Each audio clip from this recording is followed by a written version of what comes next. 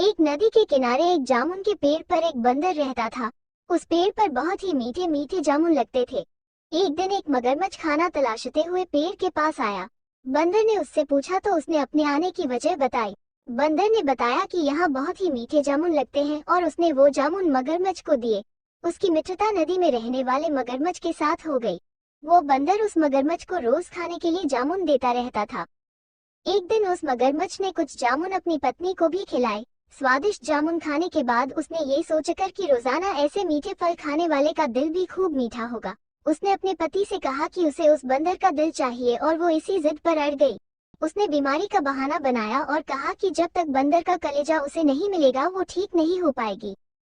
पत्नी की जिद से मजबूर हुए मगरमच्छ ने एक चाल चली और बंदर से कहा कि उसकी भाभी उसे मिलना चाहती है।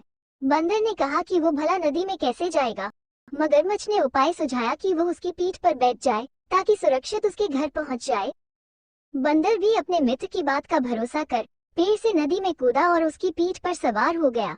जब वे नदी के बीचों बीच पहुंचे, मगरमच्छ ने सोचा कि अब बंदर को सही बात बताने में कोई हानि नहीं और उसने भेद खोल दिया कि उसकी पत्नी उसका दिल खाना चाहती है। बंदर का दिल टूट गया। उसको धक्का तो लगा, लेकिन उसने अपना धैर्य नहीं खोया।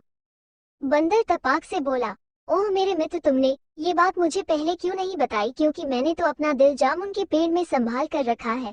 अब जल्दी से मुझे वापस नदी के किनारे ले चलो ताकि मैं अपना दिल लाकर अपनी भाभी को उपहार में देकर उसे खुश कर सकूं। मूर्ख मगरमच्छ बंदर को जैसे ही नदी किनारे लेकर आया, बंदर ने जोर से जामुन के पेड़ पर छलांग लगाई और क्रोध में भरकर बोला, मूर्ख, दिल के बिना भी क्या कोई जिंदा रह सकता है? जा, आज से तेरी मेरी दोस्ती समाप्त।